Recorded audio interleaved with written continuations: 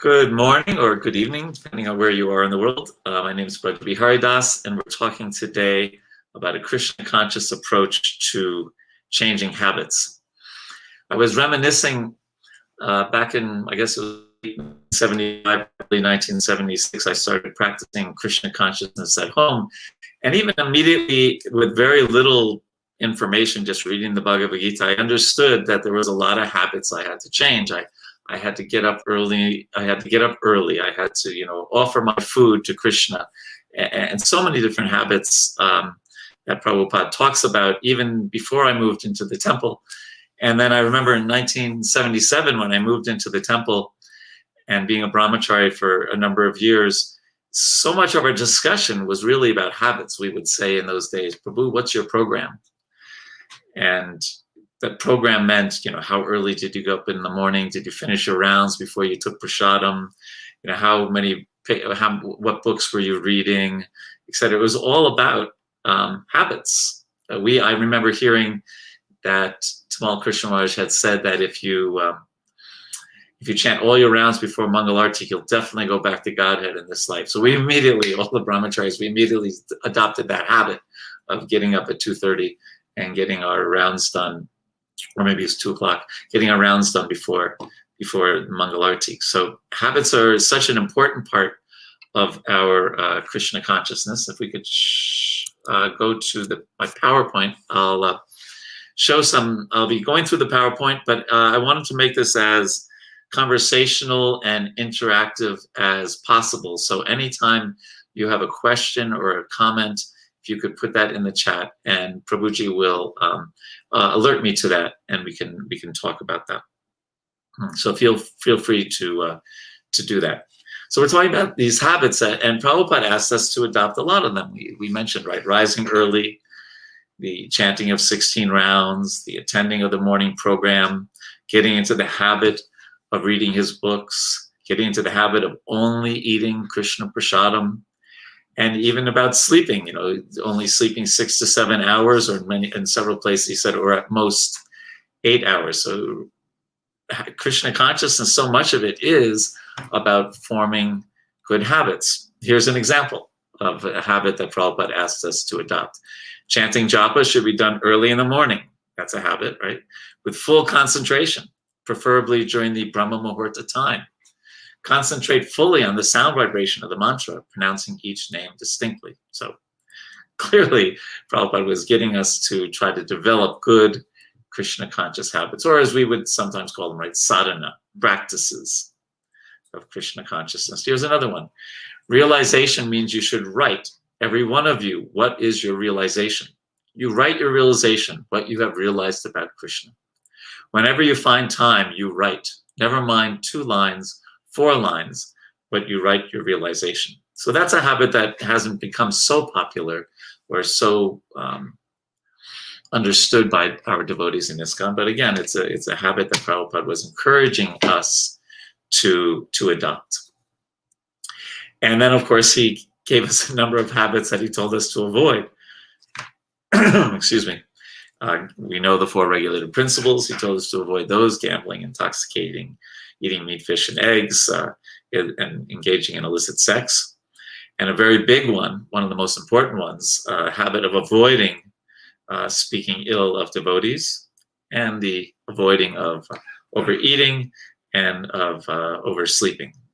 Yuktahara viharasya yukta chestasya kamasu. I think that's the 17th verse of the 6th chapter, where Krishna talks about being temperate in our habits of eating, sleeping, working, and recreation. So Krishna talks about habits in the Gita. Prabhupada gave us so many habits to adopt and so many habits to avoid. So what we want to talk about today is how to make that work, because they're not so easy to adopt good habits and not so easy to give up bad ones. So that's what we're going to talk about today, and hopefully you'll find this helpful. So let's see, what is a habit? Well, one definition. One second while I drink something here, drink water.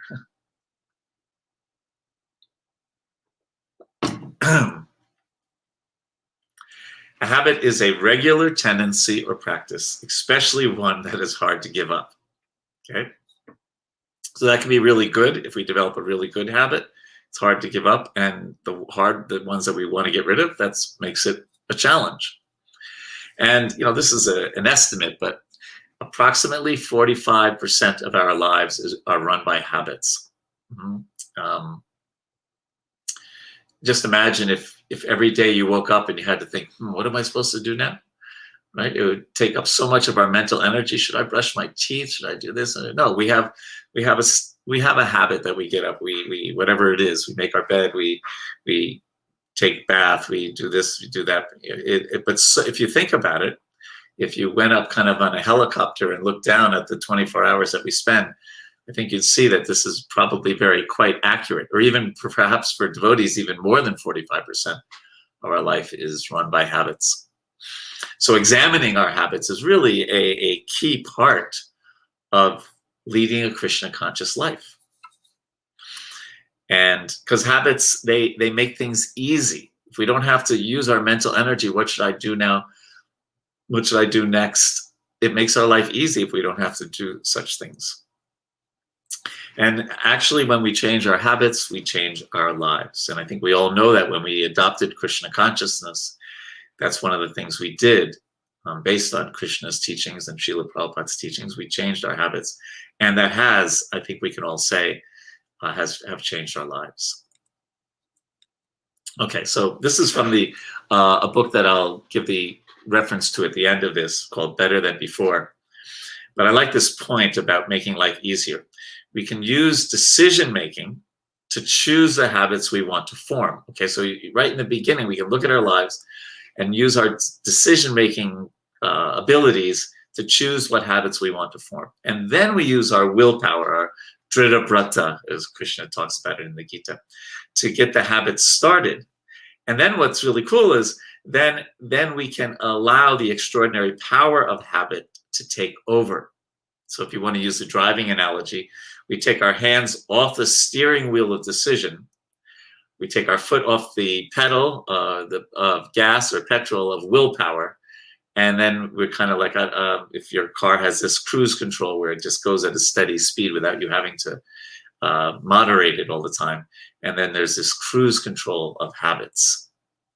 So the idea of willpower is especially there in the beginning when we're trying to create a habit. But if once it becomes a habit, we don't have to even think about it anymore. So we use decision making to choose what habits we want to get rid of, which ones we want to adopt. We use our willpower to start it, and then the habits take over. They take over. So it's a good idea to first examine how we spend our 24 hours, right? Where's our consciousness at when we wake up in the morning? What habits do we do when we wake up, and where's our consciousness at that time? When we take prasadam, are we just woofing down the prasadam, or are we meditating on Krishna? What times of the day do we take it at different times of the day? What kind of prasadam?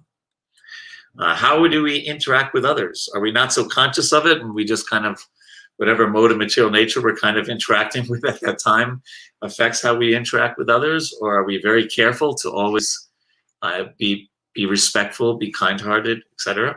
What habit have we formed about interacting with others? What about our habits on the internet? The internet can get us in a whole bunch of trouble. Or are we using exclusively for the pleasure of Krishna? What about when no one's around? What are our habits like when no one's watching us?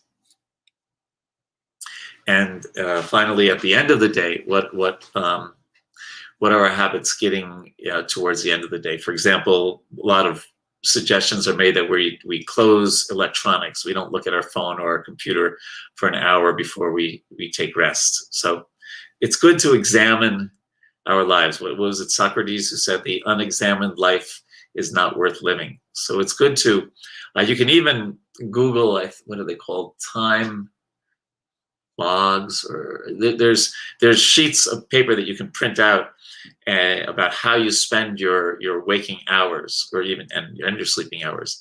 And sometimes it'd be a good idea to do that for 3 days, because how we think we spend our time and how we actually spend our time are not necessarily the same thing. Okay, so here's a little exercise that I'd like you to do. Maybe you have a piece of paper and a pen, or just think about these, but some self-reflection on our current habits. So if you could magically, effortlessly change one habit in your life, what would it be? Isn't that something to think about? If there's one habit you could change easily, or two, what would it be? Second question we can ask ourselves is, if the people around you, say if you're married, your spouse, or if you're a brahmachari, the person you share a room with, or maybe if you're a sannyasi, maybe you're the devotees who are serving you. If the people around me could change one of my habits, what would they choose? And the funny thing is, it might not be the same as the answer to the first question. People around me could change one of my habits, which one would they choose? Or two. Okay? Think about those two.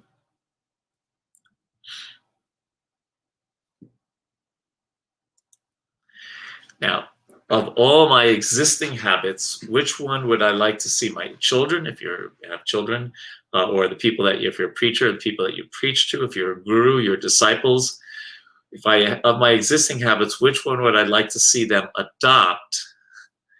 And maybe which one would I like to see them definitely not adopt? Again, some introspection there to help us think about our habits.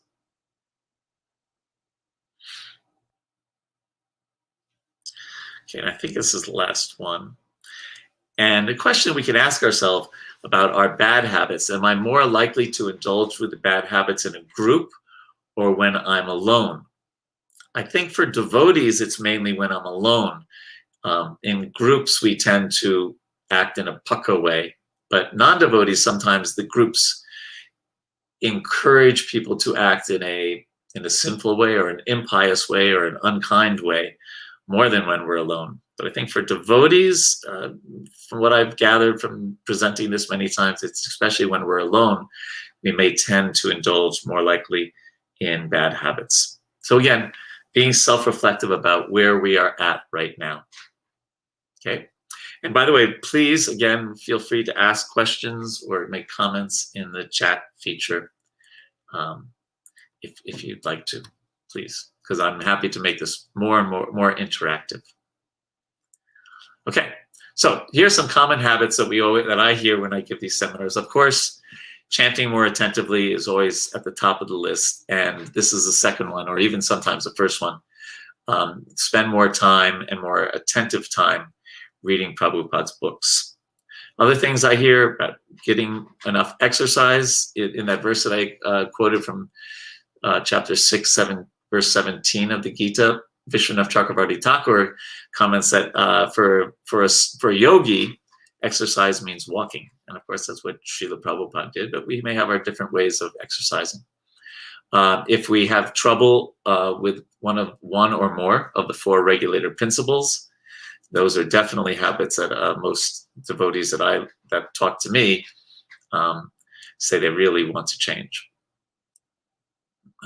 Taking prasadam in a more healthy way, like we said, not just wolfing it down, and being meditative and eating the right things, not just pizza all the time or whatever. Being more healthy and avoiding one of the worst things for our bhakti lata are just not criticizing or finding fault with devotees. Accomplishing more and not procrastinating, that's one thing we hear. Simplifying our life, clearing out things, cleaning, being more organized. Devotees talk about engaging more deeply in relationships with Krishna, with devotees, with aspiring devotees, etc. So those are some of the habits that I often hear when giving this presentation to devotees. And you may have your own habit that you'd like to change that doesn't fall into these categories. Okay. And it's nice to think about a habit that you have changed in the past. You either replaced it or you changed it, and what that experience was like. And again, if this was a in-person seminar, I'd probably break into groups of 2 and 3 and have you talk about that. It's a good meditation. And usually devotees will say things, oh, it felt great. It felt empowering. I felt like so much more confidence, utsaha nishayartarya, that confidence that I can do this when we actually change the habit and replace got rid of a bad one. It was a very euphoric experience for the devotees that in my discussions with them. So it's something to think about. This is great for our Krishna consciousness. Just the doing it is great. So this is one way that habits work, that there is a cue or a trigger, right? And then there's the habit itself, which here is talked about as a routine. And then there's some kind of reward, whether it's sense gratification or whether it's feeling closer to Krishna. There's some kind of reward that we get, otherwise we wouldn't do it. Of course, the reward can sometimes be so perverse that even though it doesn't give us pleasure, we keep doing it. Like a person who worries a lot, right? It's funny how the mind, actually, there's some perverted pleasure, for example, the mind sometimes gets in being bewildered. And therefore our mind sometimes focuses on bewildering things. So let's talk a bit about the cues. So the cues, here's some examples of triggers or cues that can get us to do a habit, right? It might be the time of day, right? Like a good habit. Like I said, wake up in the morning, we take bath. That's the cue is, the time of day. The cue can also be for a not so great thing. Someone comes back to their ashram, their home, if they're a grihasta at the end of a day, and they're kind of exhausted. Let's say they have a job and they're exhausted, and they just want to space out. So the time of day coming back could be a space out time, or it can be a time to pick up our beats. Where we are, the location, that can be a trigger. Our association can definitely be a trigger, right? If you're associating with really fixed up devotees, you tend to want to be fixed up. If you're associating with non-devotees, you can be influenced by their association. And kind of similar to the time of day of what we just did. For example, they often talk about how to remember to take your medicine. Right? That's a big thing for devotees, whether it's Ayurvedic or homeopathic or allopathic. And so you connect it with something you just did, like after breakfast, take my medicine, right? So something that just happened can be a trigger. And this is a big one, our emotions, especially for bad habits that are influenced by the modes of material nature. That can be that emotion of fear or of anxiety, and sometimes we want to get rid of it by just going on YouTube and spacing out. And so it can be emotion can very much be a trigger. Or we're in anxiety, and the trigger is eat a lot of sweets. Right. So again, that's quite a trigger, our emotional state. And of course, something that we see or hear, right? If we hear someone speaking ill of devotees or saying, oh, everything stinks and this, blah, blah, blah, blah, blah. That could be a trigger for us, again, to take shelter of usually not such great things. And of course, if we hear about the glories of the holy name, that could be a great trigger for chanting more attentively. So we're very much affected by what we see and what we hear. So that's the trigger. And then the routine would be, like I said, the habit itself, and then there's usually a reward. One thing we can look at, kind of from a Krishna conscious point of view, and there's a book that called The Power of Habits, which goes into all this in great detail. But the cue might be, dhyato vishaya pumsam, right, contemplating the objects of the senses. And as we know from those two verses, 62 and 63, that leads to ultimately really bad consciousness. Dhyato vishaya sangha sechu vijayate, sangha sanjayate, kama krodho vijayate, etc. And then the reward, for the habit, it's very hard to give up habits that give us sense pleasure, right? From that verse in the chapter 2 again, Vishaya vinivartate niraharashi dehinam rasa rajam. Boy, I'm not doing well with my verses today, but you know the verse. Param dristva nivartate. It's very difficult, that verse is saying, to give up bad habits, but it's possible when we get the reward of param dristva, of a higher taste. Otherwise, the reward of vishaya, of sense gratification, we may know logically that we shouldn't do it, but because we're still tasting the vishaya reward, we tend to keep our bad habits. So that's, of course, a huge part of developing good habits in Krishna consciousness, is the param dristva. Because we're enjoyers by nature, raso vai saha. And if we're getting pleasure from Krishna consciousness, the reality is that we'll take shelter of Krishna consciousness. If we're getting more pleasure from the sense gratification, the tendency is to take more shelter of that. Okay. So again, if I was in a group right now, I would be saying, what questions, what comments do you have so far? But I'm assuming we haven't gotten any yet, so I will carry on. But more than happy to engage in conversation if you wish to have it. So our mind, of course, is a huge factor in our developing our habits. And is it our Vipur or our Bandhu? Is it our friend, our enemy, or our friend? And here's an interesting statistic. This is for non-devotees. I don't know if it's the same for devotees, but a huge amount, over 80% of our thinking can be repetitive and useless. Have you ever had that experience? Sometimes our mind is like a hamster on the wheel, right? And we just keep thinking, I should have said that, I should have done that. Oh my God, that issue in ISKCON is like this, and that person has this opinion, that person has that opinion.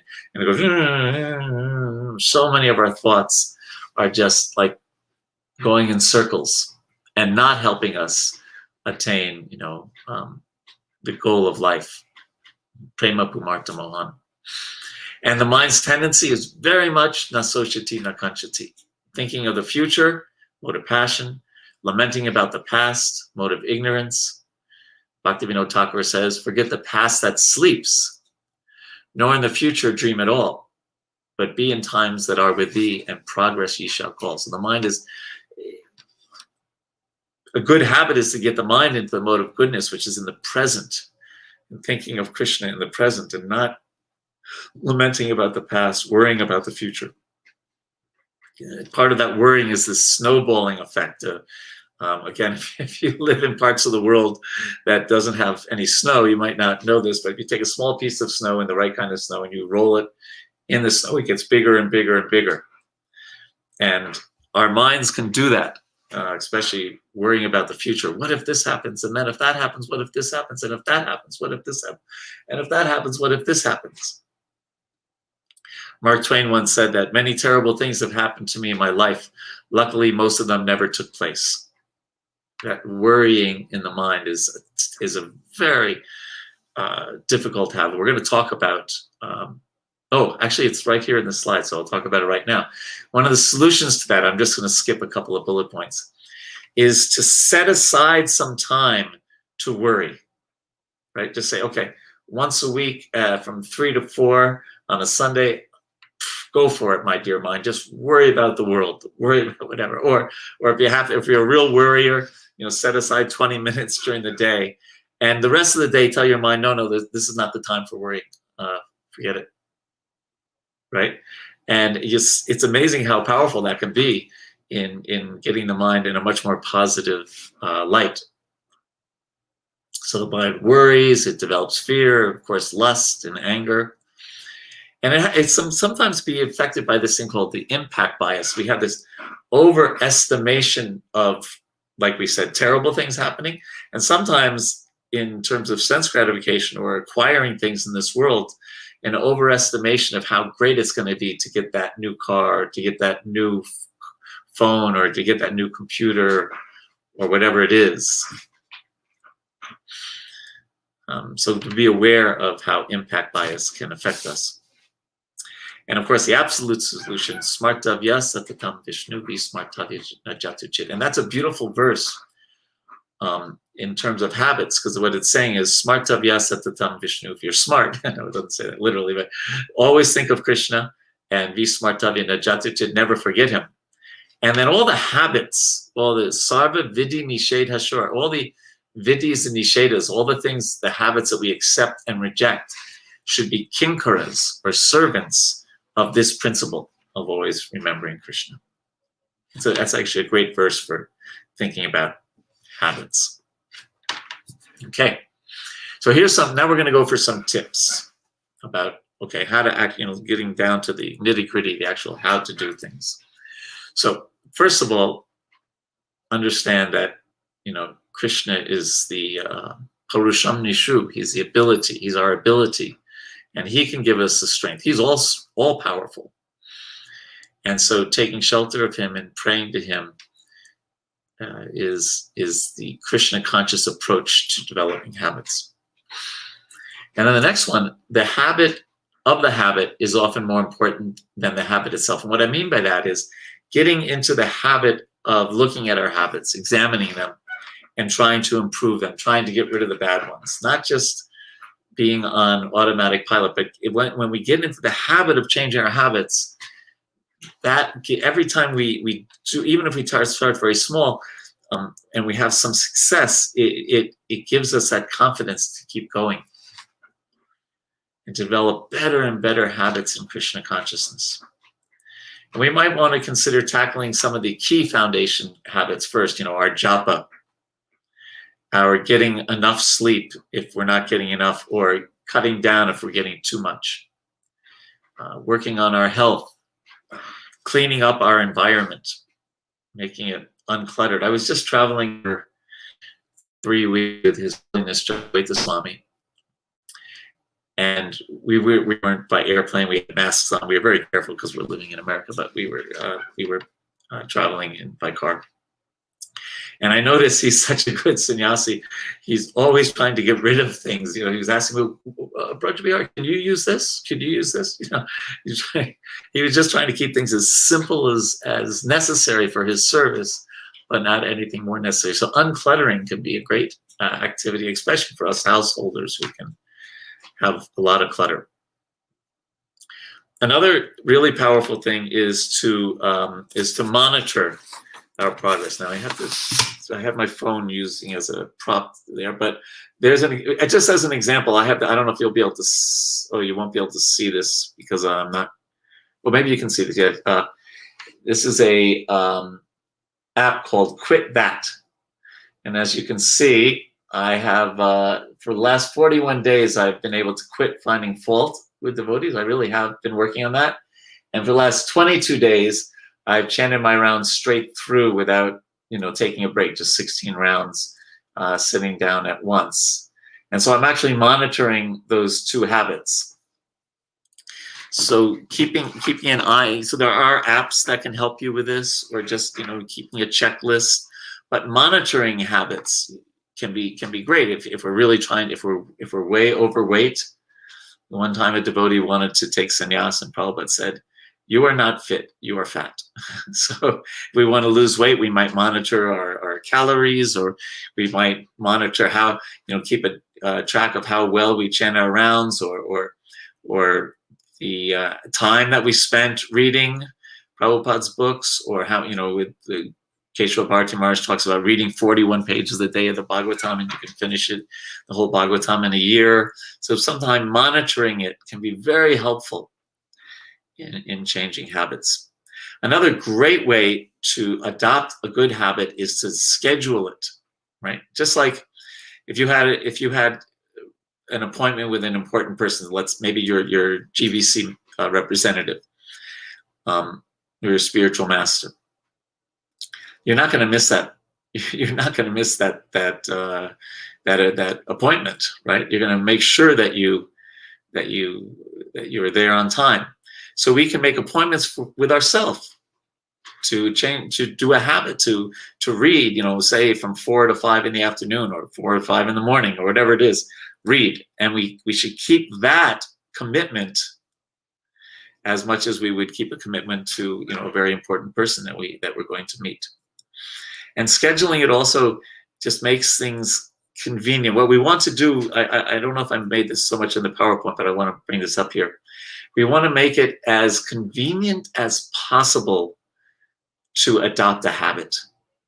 Okay, so like just like, you know, if we're trying to improve our japa, we might make it really convenient. The night before, we may have our beads readily available, and the place that we're going to chant very nice and clean, etc. And so it just becomes easier to sit down, and not that we have to look, where are my beads now? And oh, this place is a mess. I have to clean my room before I chant properly.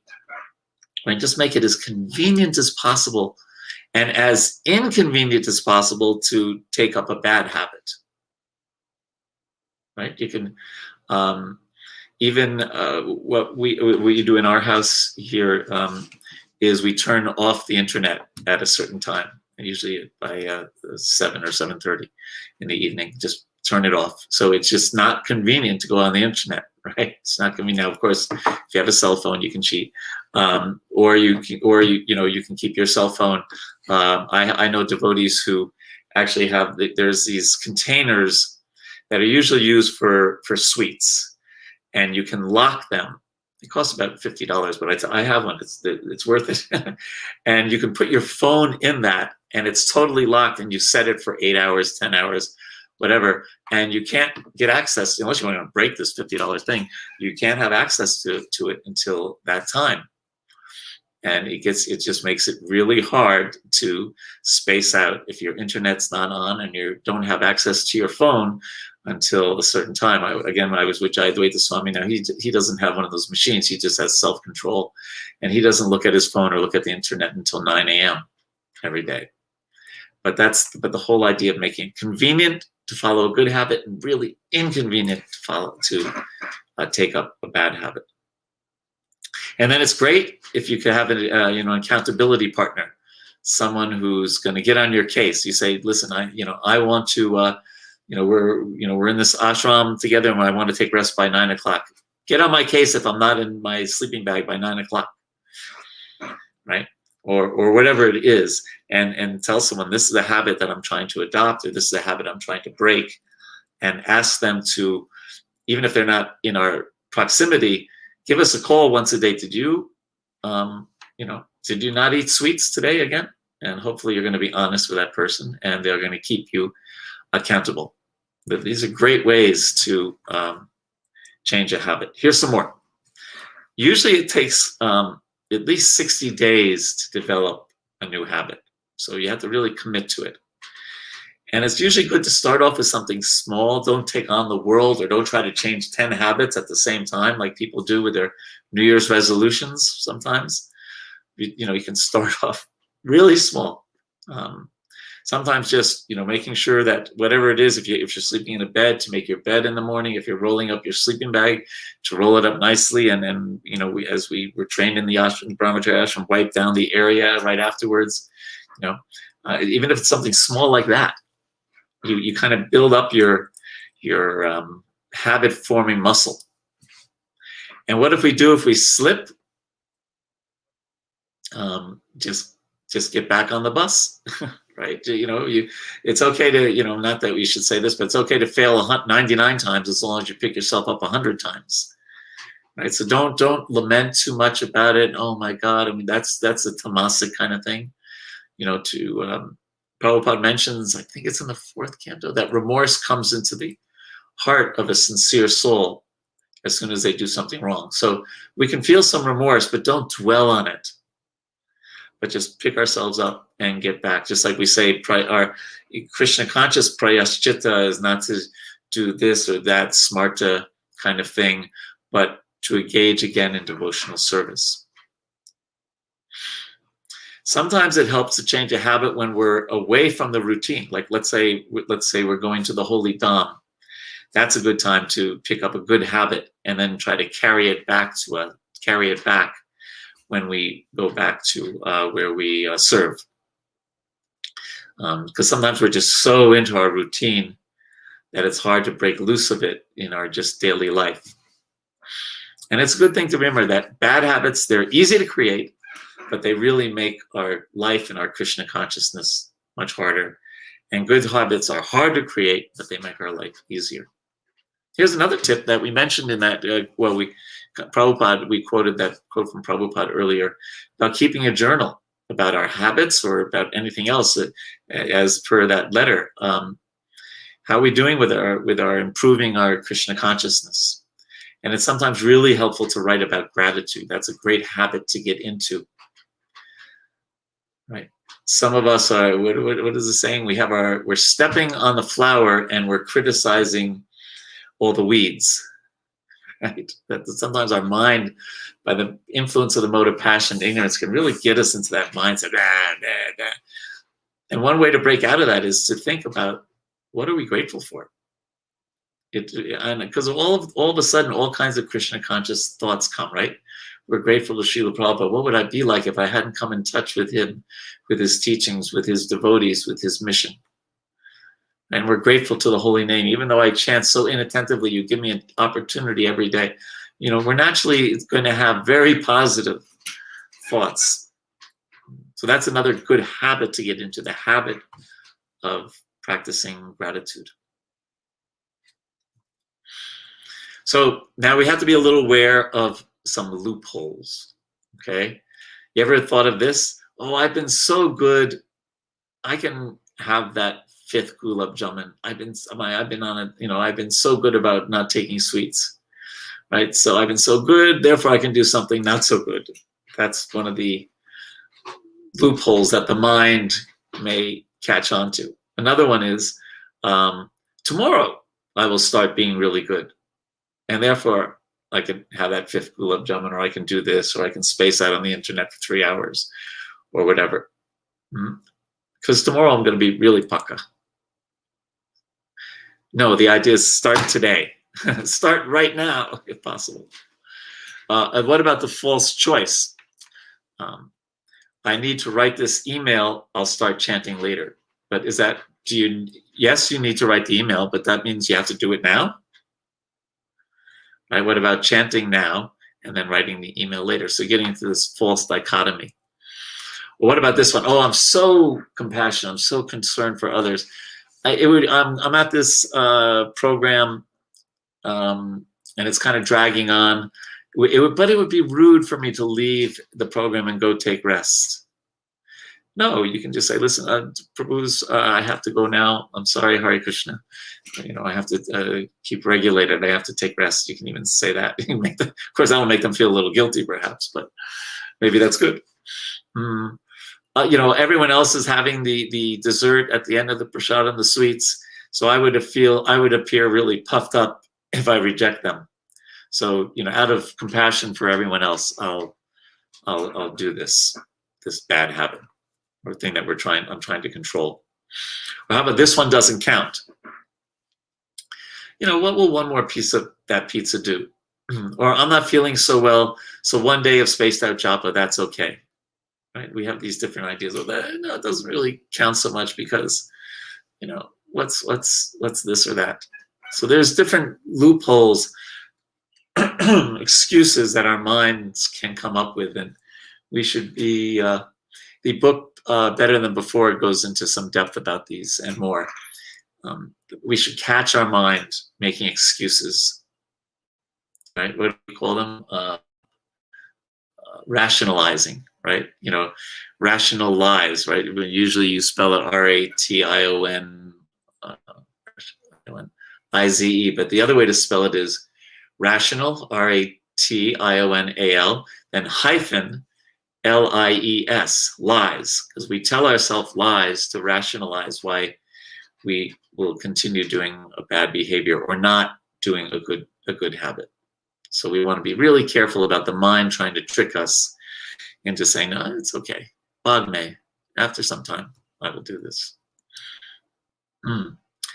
And also the last loophole I'm going to mention is don't stop.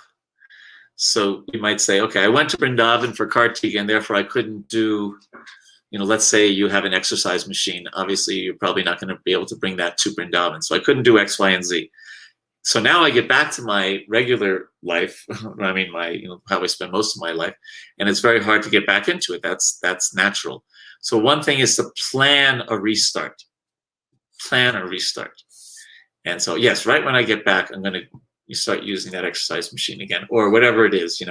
I take this kind of prasadam that's only available in the West. It's not available in Vrindavan or Mayapur. But right when I get back, so you make a plan to resume and not think, oh, anyway, yeah, I couldn't do it for a few weeks because I was on Prikrama. Anyway, I can't do it now. So that's another kind of excuse, another kind of loophole. So now, final warning is one thing we do have to be careful about is niyamagraha, or I said like deadening the, because in other words, once we get into the habit of getting up early, we can just think, oh, I'm so Krishna conscious, I get up early, I chant my rounds every day, I'm so Krishna conscious, I go to the full morning program every day. And we have to be careful of that because the niyamagraha has two, niyamagraha and niyamagraha. It's two sides of the same coin. One is just not doing any good habits. I'm using the habit analogy here. Or doing all these good habits, but not in the mood of making spiritual advancement, just kind of going through the routine. So that's one thing we do have to be careful of when we develop good habits. External good habits are important, but we can become complacent because, like we said in one of the earlier slides, it can become so much easier, like cruise control. And we're just kind of making an external show of bhakti. I'm okay if we just say, I'm okay because I go to the full morning program every day. Well, yeah, but we should be going to the full morning program in the right mood, right, of making advancement. Other people may think we're very fixed up, and we may even convince ourselves that we are. But as Prabhupada talks nicely in the teachings of Queen Kunti, that verse, he talks about that there's a quality to in this case, our chanting. It depends on the quality of feeling. So we have to be careful that we want our habits to free us to think of Krishna and to be striving for advance. When we get up early, we don't have to think about getting up early, but we get up early and then we chant our rounds in this mood of dependence on Krishna. So we have to get in. That's another habit we want to create, the habit of always striving for more and more advancement in Krishna consciousness. Okay, we're almost done.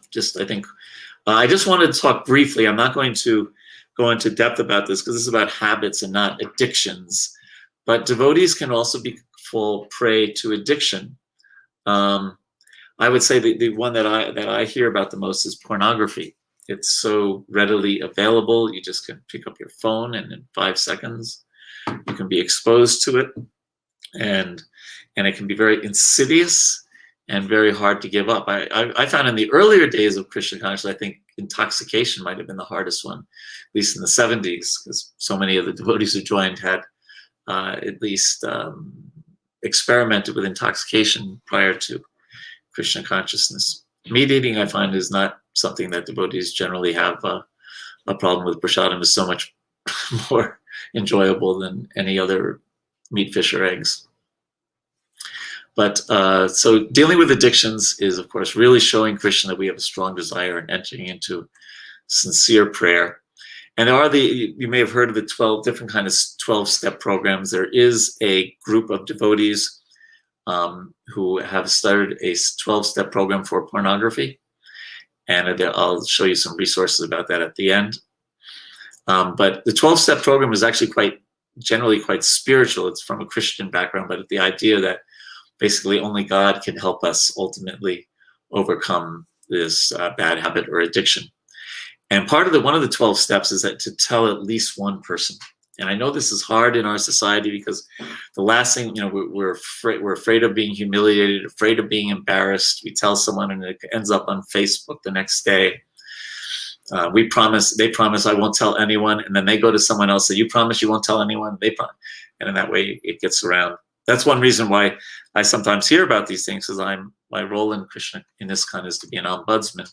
And ombudsmen have taken a total vow of confidentiality of anything anyone tells us. We won't tell anyone else without their permission. But it can be it's a great relief to tell someone else about one of our really bad habits or an addiction that we have. And we might consider getting professional help. We've had devotees who have even approached non-devotee psychotherapists and have found some relief. I know that some would not do that, and I totally respect that. We also have devotees who are therapists and counselors who can help. This mainly helps intellectually, but just think of what we're giving up by engaging in this addiction or this bad habit. That can be helpful. And of course, as we understand in Krishna consciousness, we try to replace that with something positive. And ultimately, we should go on doing our devotional service. This is a very wonderful verse, 2 verses in the 11th canto that I'm going to paraphrase here because I don't have the exact quote in front of me, but basically saying that, devotee has a really bad habit, has real trouble giving it up, even though he knows he or she shouldn't do it. And the verse goes on to say, but a devotee should be happy in Krishna consciousness and go on, know that it's misery to engage in these habits and do their best to give it up, but go on happily in Krishna consciousness. And Prabhupada would often encourage us, go on doing devotional service, and that will free us. And this is the 12-step program. I won't go into any detail, but this is about alcohol. But you can see, like in the second one, came to believe that a power greater than ourselves could restore us to sanity. That's God. Make a decision to turn our will and our lives over to the care of God as we understand him. Number 5, admit to God and to ourselves and at least one other human being about our addiction. And then the next one, number 6, entirely ready to have God remove all these defects from our character. Anyway, you can see it's quite a God-conscious approach. So here are some resources. Of course, the first one is Prabhupada's books and instructions. And the book Better Than Before by Gretchen Rubin is a good book. The Power of Habits, Atomic Habits. And this is something Nirmal Chandra Prabhu, a group called Sexual Sobriety Support for Vaishnavas.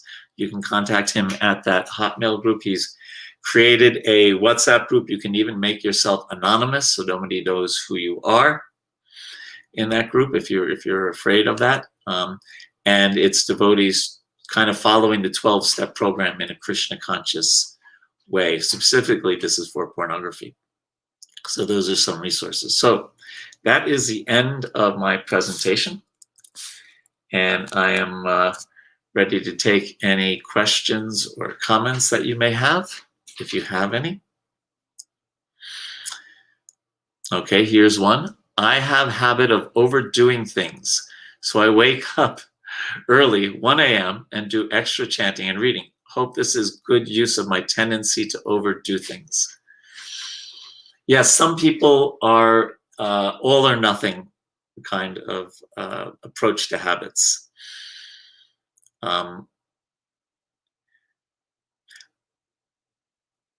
I guess that's okay if we're steady at it, not sometimes yes, sometimes no. Sometimes we wake up at 1, sometimes we wake up at 7, like that, and it doesn't interfere with the other practical part of our life. I had a professor once who said it's okay to have your head in the clouds as long as your feet are on the ground. So we have to be very practical. Prabhupada was super, obviously, Krishna conscious and super practical. You see, when he keeps his diary, we spend so much money on this and so much money on that. He kept track of things carefully. And he suggested that we be related. Early to bed, early to rise. You're talking about super early to bed. I hope, I don't know what time you would take rest if you're getting up at 1 a.m. But we have to be practical. When I was a Sankirtan leader many, many years ago in the West, in America, I would try to ensure that whoever was driving the car got at least 8 hours of sleep. So you would say, well, but we're supposed to try to minimize, but that was practical. We didn't, because so many devotees had gotten into car accidents, even some leaving their bodies because they fell asleep at the wheel. So if that's practical to do that, great. But if it's messing up some other part of your life, then Kevin, I would suggest you be careful. I hope that's okay. Here's the same person. I play lectures of Prabhupada when going to bed. It is electric device, but it is not helpful to is it not helpful to relax and go to sleep in Krishna consciousness? Yeah, that's I do that also. I don't play a lecture. I usually play a bhajan or someone. We have Prabhupada's books on tape and someone reading from the Krishna book. So that's not looking at a screen. The main concern with the electronics, even from just a very body point of view, is looking at a screen. It can be detrimental. There's a program that I have, what is it called? Called F.Lux. Now I think it's only for Apple computers, which is the kind I'm using right now. And that changes the color of the screen in the evening, making it easier to look at. So even then, it just gets the eyes a little more ready for taking rest. But if we can avoid looking at screens, in the evening, it's amazing how liberating it is, especially for the kind, these days we're all on Zoom 24/7, right? And for so many different reasons, it's great to pick up a book and actually read a regular book and not look at a screen, or to pick up our beads at the end of the day and chant a few extra rounds, or to have a nice conversation with another Prabhu or in the ashram or with our spouse, to do things that don't involve a screen. It's amazing. There was life before screens. We used to just read Krishna book and take hot milk when I was a brahmachari, because I didn't look at a screen until, I guess, 1989. Maybe that's when I bought my first computer. And it's not like it hurt our Krishna consciousness not having a screen to look at. I hope that's helpful. Are there any other questions or comments? Okay, so there's no other questions. So then, thank you very much for attending this. I hope this has been helpful to you. And because we scheduled this because it's a new year, and it's a tendency to make some, try to make some New Year's resolutions. Of course, in one sense, our New Year's is Gopinatha, but still many devotees try to adopt that. And so hopefully some of these tips were helpful for you in developing some better Krishna conscious habits and avoiding habits that you want to give up. Thank you very much. All glories to Srila Prabhupada. Hare Krishna.